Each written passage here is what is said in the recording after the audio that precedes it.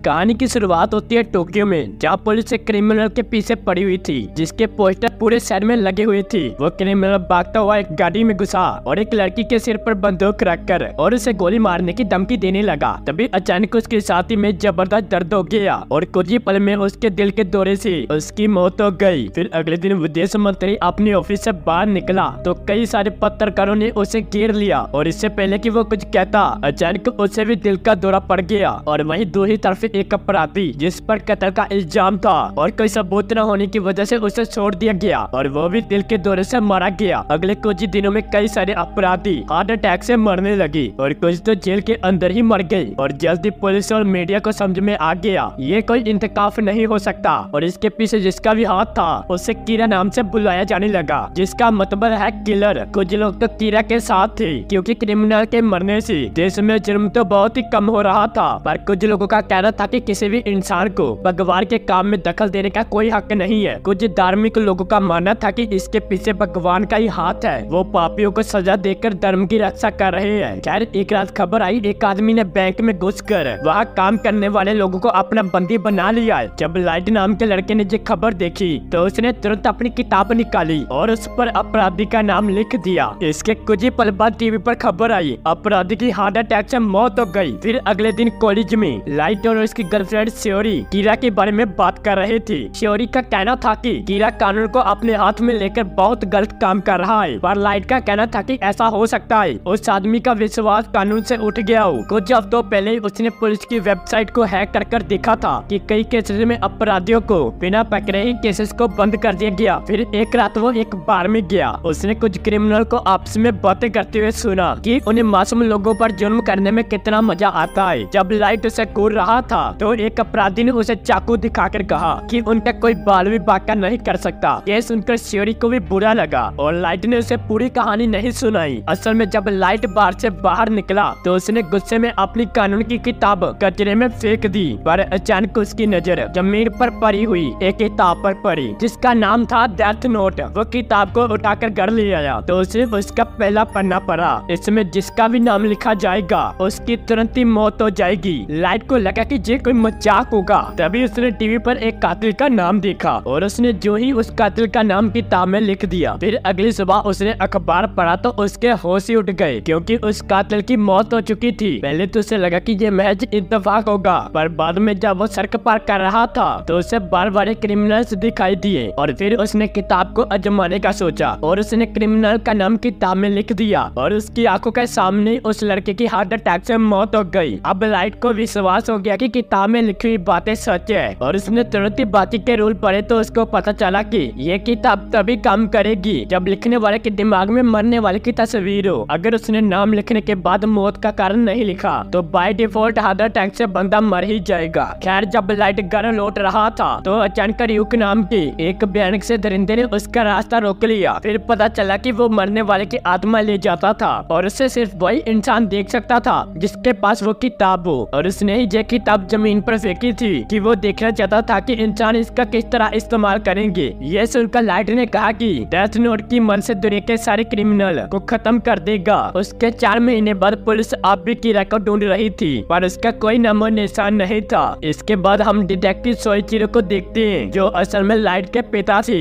उन्हें कैसे भी करके कीरा तक पहुंचना था, इसलिए उन्होंने एक एल नाम के जीनियस से बात की जो सिर्फ लैपटॉप के जरिए बात करता था। एल ने पूरी दुनिया के खुफिया अपराधों पर सर्च कर पता लगाया कि कीरा जापान में ही रहता है। फिर उसे ढूंढने के लिए एल ने एक प्लान बनाया। उधर लाइट ने एक खबर देखी जो पूरी दुनिया पर दिखाई जा रही थी। इसमें डिटेक्टिव ने दावा किया कि उन्हें कीरा के खुफिया सबूत मिल गए हैं। उसने तुरंत स्क्रीन में डिटेक्टिव का नाम देख के लाइट ने तुरंत उसका नाम किताब पर लिख दिया और वो उसी पल मर गया। तभी अचानक स्क्रीन पर एल का लोगो आया जिसमें उसने कहा कि ये सब उसके प्लान का हिस्सा था। उसने कहा कि जिस आदमी की मौत हुई वो कोई डिटेक्टिव नहीं बल्कि एक अपराधी था और ये पूरी खबर पूरी दुनिया में नहीं बल्कि जापान में ही दिखाई जा रही थी। और इस तरह ये साबित हो गया कि कीरा जापान में ही रहता था। अंत में एल ने कीरा को धमकी देकर कहा कि वो उसे फांसी की सजा दिलवा कर ही रहेगा। लाइट उससे बदला तो लेना चाहता था पर ना तो उसे एल का नाम पता था और ना ही उसका चेहरा, इसलिए वो कुछ नहीं कर सकता था। उधर एल ने पुलिस वालों को आगे की रिसर्च बताई जिसमें उसने देखा कि मरने वाले लोग कॉलेज के समय के बाद ही पढ़ते थे। इसका मतलब ये था कि कीरा एक कॉलेज स्टूडेंट है जो क्लास के दौरान लोगों को नहीं मारता। उधर लाइट भी पुलिस सिस्टम को हैक करके उनकी बातचीत पर नजर रखे हुए था।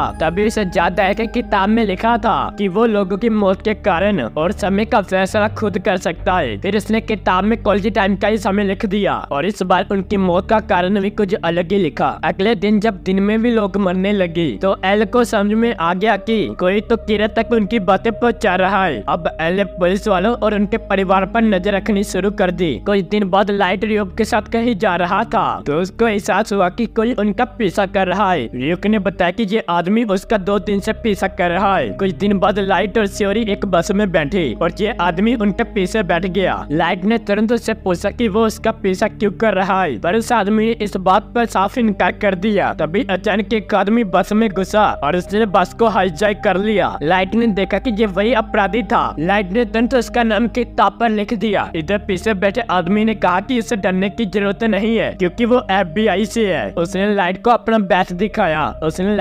बैच दिखाया तो पता चला उसका नाम राय था। तभी अचानक अपराधी ने लाइट के हाथ से वो कागज छीन लिया तो पता चला कि ये डेथ नोट का ही कागज था। कागज को छूते ही उसे रियोक दिखाई देने लगा और उसने डर के मारे बंदूक चला दी, पर रियोक को कुछ नहीं हुआ और अपराधी बस से कूद गया। अचानक वो एक गाड़ी से टकरा गया और उसकी मौके पर ही मौत हो गई। असल में ये सब कुछ वैसा ही हुआ था जैसा लाइट ने कागज पर लिखा था। अब लाइट को पता चल चुका था कि पुलिस उस आदमी को ढूंढ रही है जो अंदर की खुफिया जानकारी बाहर पहुंचा रहा है। लाइट राय को मारना चाहता था लेकिन इसका इल्जाम उस पर लगने का काफी खतरा था, इसलिए उसने इस केस से जुड़े सभी FBI पुलिस ऑफिसर को ढूंढना शुरू कर दिया था। उधर राय अपनी पति नियोमी से मिला और उसे कहा कि वो आज बाहर नहीं जा पाएंगे। इसके बाद राय वहाँ से निकल गया। अब तो नियोमी को उस पर शक हुआ और वो उसका पीछा करने लगी। जब राय ट्रेन में घुसा तो नियोमी ने देखा कि तो उसने एक एम्बुलेंस निकाला जिसमें कुछ कागज और एक रेडियो था। तभी लाइट ने दूसरे डिब्बे से कीरा की आवाज बदल कर राय से बात की, पर राय ने उसे साबित करने को कहा तो लाइट ने राय के साथ बैठे आदमी को मार डाला जो कि वो भी एक क्रिमिनल था। फिर लाइट ने राय को धमकी दी कि अगर उसने उसकी बात नहीं मानी तो वो ट्रेन में मौजूद हर एक इंसान को मार डालेगा। तभी राय ने इस केस के सभी FBI ऑफिसर के नाम निकाले और उनकी तस्वीर देखते हुए के नाम कागज पर लिख दिए। उस समय सभी FBI ऑफिसर एक एक करके मरने लगी। इधर जैसे राय ट्रेन से निकला तो उसे भी दिल का दौरा पड़ गया। तभी नायोमी दौड़कर उसके पास आई, पर तब तक बहुत देर हो चुकी थी। उधर लाइट ने मुस्कुराते हुए वो कागज उठाए तो पता चला कि ये डेथ नोट के कागज थी। उधर पुलिस स्टेशन ने सोइचिरो ने सबको बताया कि कीरा उनके एजेंट को मारने लगा है। सबकी जान खतरे में थी। सोइचिरो ने सबको बिना सवाल पूछे नौकरी छोड़कर जाने का मौका दिया। ज्यादातर लोग बाहर चले गए और कुछ ऑफिसर सोइचिरो की मदद करने के लिए रुके। अब मामला बहुत गंभीर था, इसलिए उन्होंने असलियत में एल से मिलने का फैसला किया। जब वो एल से मिले तो एल तो एक जवान सा लड़का निकला। एल ने बताया कि कीरा अपनी मर्जी से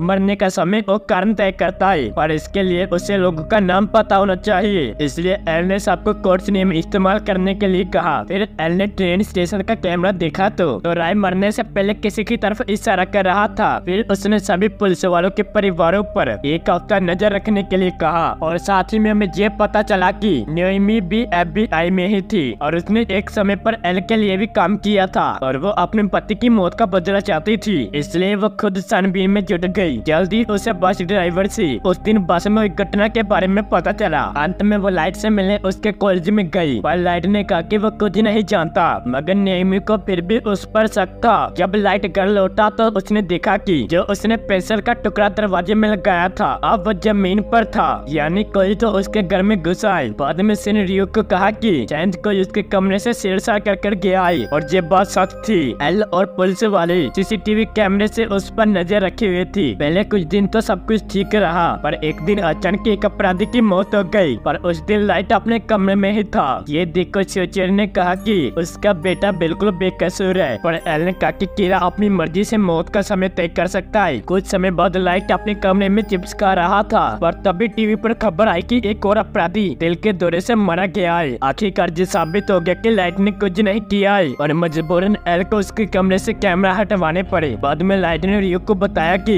उसने चिप्स के पैकेट में उस कागज को छुपाकर इस काम को अंजाम दिया था। उधर नायोमी ने एल को फोन करके कहा कि उसके पास कीरा के कुछ सबूत हैं। इधर लाइट श्योरी से मिलने आर्ट गैलरी में पहुंचा और स्योरी तो नाओमी के कब्जे में थी। नाओमी ने लाइट को कहकर उसे कबूल करना होगा कि वही कीरा है, पर लाइट इस बात से इनकार करता रहा। तब नाओमी ने उसे अपना असली नाम बताया ताकि लाइट उसे मारने की कोशिश करे और जो साबित हो जाए कि वही कीरा है। तभी एलजे सब कुछ अपने कैमरे से देख रहा था और जल्दी पुलिस आ गई और सारी लाइट की तरफ भागी और इस चक्कर में नाओमी ने लाइट की जगह स्योरी को गोली मार दी और इस बेचारे की मौके पर ही मौत हो गई। और इस जुर्म के चक्कर में नाओमी भी जिंदा नहीं बच पाई और वो भी मारी गई। और जब रियुको ने लाइट से बात की तो पता चला कि लाइट तो बिल्कुल भी दुखी नहीं था, बल्कि ये सब तो उसके प्लान का हिस्सा था ताकि उसका नाम तो पूरी तरह से केस से हट जाए। असल में लाइट उस चर्च में गया था जहाँ नाओमी और राय की शादी हुई थी। वहाँ से उसे नाओमी का असली नाम पता लग गया और फिर उसने अपनी मर्जी से उससे ये सारे काम करवाए। और ऐसे पत्थर दिल इंसान को देखकर रियुको भी हैरान हो गया। अगर वीडियो पसंद आई तो लाइक करना, चैनल को सब्सक्राइब करना। मिलते हैं अगली वीडियो में।